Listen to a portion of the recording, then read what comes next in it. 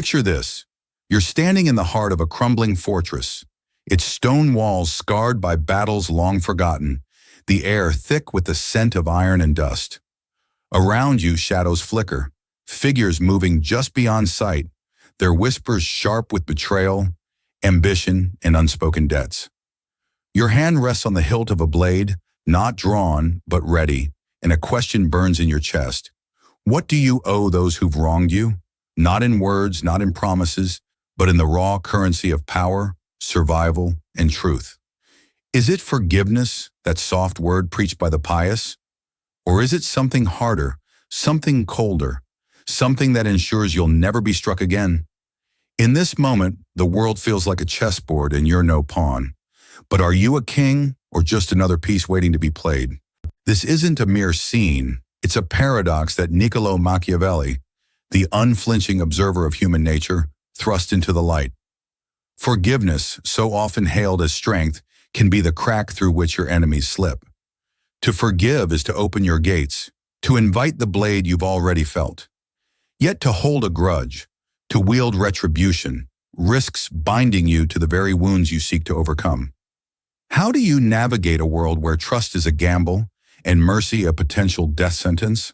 Machiavelli's warning cuts deep because it's not about cynicism. It's about survival in a reality where power, not virtue, writes the rules. To understand it, you must face a truth that stings. Forgiving those who've harmed you might feel noble, but it often leaves you bleeding. Let's strip this bare. You live in a world of connections, family, friends, colleagues, strangers, and every bond carries a ledger. Someone wrongs you, a betrayal, a lie, a slight that festers. Society urges you to forgive, to let go, to rise above.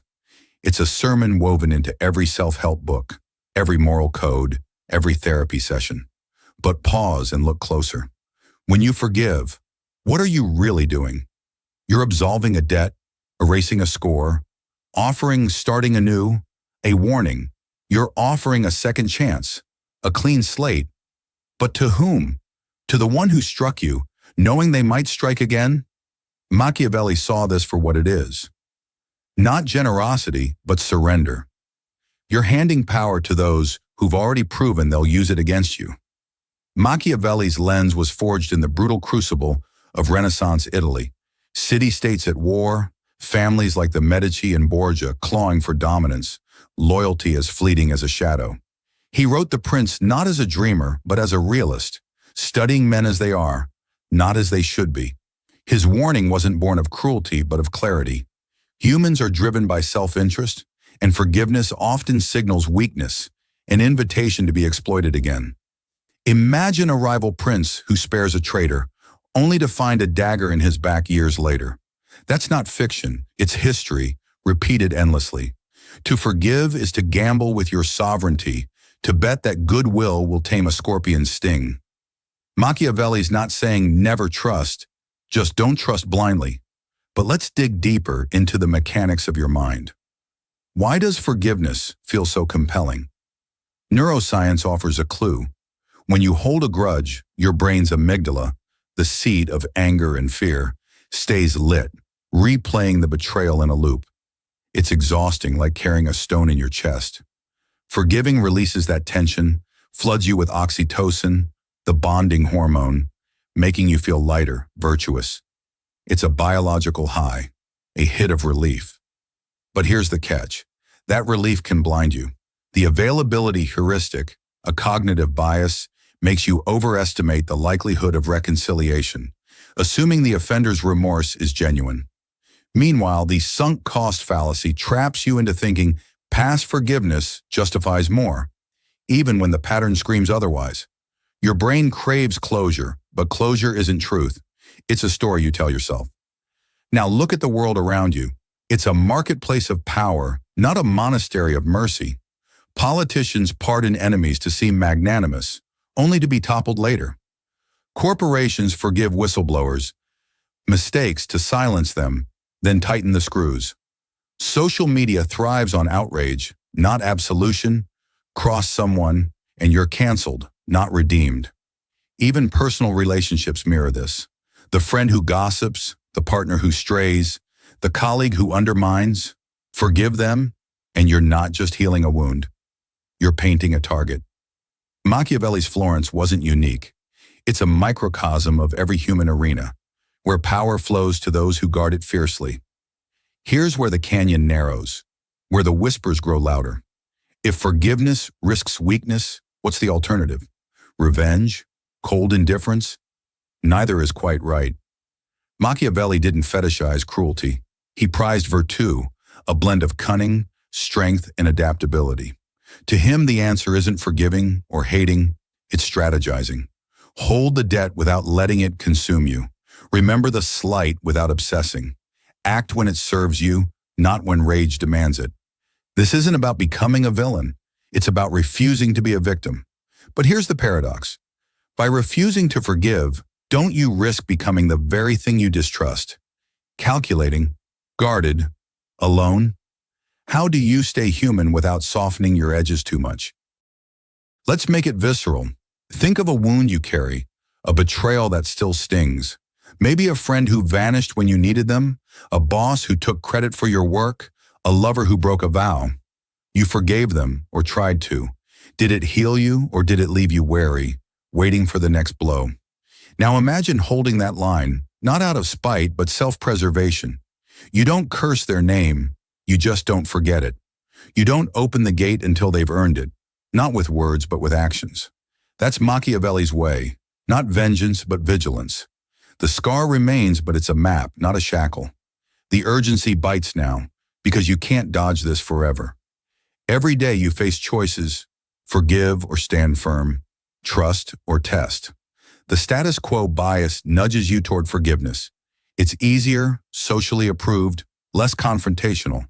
But easy roads lead to cliffs. The longer you forgive without discernment, the more you erode your own power. Neuroplasticity means your brain adapts to patterns. If you keep absolving, you train yourself to tolerate betrayal. Over time, you risk becoming what Nietzsche warned against, a last man, content with comfort, blind to his own diminishment. Machiavelli's warning is a wake-up call. Power isn't just wealth or status, it's the ability to say, no more. But here's where Machiavelli's shadow lightens, where the fortress walls crack to let in air. He wasn't heartless, he was pragmatic, urging you to master the game, not burn the board. The answer lies in discernment. Don't forgive blindly, but don't harden into stone. Weigh the offender.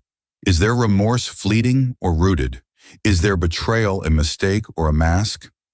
Jung, a thinker Machiavelli might have grudgingly respected, saw this as integrating the shadow, acknowledging your own capacity for ruthlessness without letting it rule. You don't forgive to be kind. You forgive strategically when it strengthens you. If forgiveness disarms a true ally, it's power. If it emboldens a snake, it's suicide. How do you walk this line? Start with awareness. Question the urge to forgive. Whose voice is it? Society's? Your guilt? Your fear of conflict? Journal the betrayal, not to obsess, but to clarify. What did it cost you? What might it cost again? Neuroscience supports this. Writing reduces emotional reactivity, letting your prefrontal cortex, the seat of reason, take the reins. Next, set boundaries. Machiavelli loved fortified walls. You need them too. Let the offender know, calmly, firmly, what's at stake. Actions, not apologies, rebuild trust. Studies show clear boundaries lower stress hormones like cortisol, freeing you from resentment's grip. Finally, act, but not impulsively. If forgiveness serves your goals, offer it sparingly. If not, withdraw without malice. Silence can be stronger than a shout. This path isn't easy. You'll face pushback. Friends will call you cold. Family will urge closure. Society will brand you unforgiving. Your brain will tempt you with forgiveness's quick fix, its warm glow. The fear of regret bias will whisper you're being too harsh. But this is where you grow. Machiavelli knew power demands solitude, not isolation, but independence. Sartre's hell as other people wasn't a curse. It was a challenge to define yourself, not through others' eyes, but your own. Jung's individuation aligns here. You become whole by owning your strength, not diluting it for peace. Look at today's world. It's Machiavelli's Florence, scaled up. Politicians forgive to dodge scandals, only to fall harder. Companies move past fraud, then bleed profits. Social media punishes grudges but rewards performative mercy until the next betrayal trends. Your life mirrors this: the coworker who undermines, the friend who ghosts, the partner who lies. Forgive too fast, and you're not noble. You're predictable. Yet the same world offers tools. Communities of realists exist online, swapping strategies, not platitudes. Books like Machiavelli's, or even Stoics like Seneca, teach you to guard your mind. Your own reason, sharpened daily, is your sharpest blade. What does it mean to heed Machiavelli's warning? It's not cruelty, it's clarity. You move with purpose, not emotion. You protect your worth, not to dominate, but to live. You trust, but verify.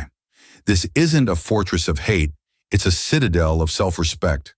Pain and doubt linger, they're human, but they don't own you. No one does.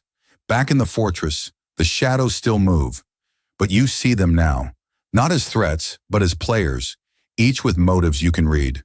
Your blade stays sheathed, but your grip is firm. The question returns: what do you owe those who've wronged you? You know the answer: nothing, until they prove otherwise. The chessboard waits, and you're no pawn. But the game's not won yet. What move will you make next? The board is yours. How will you play?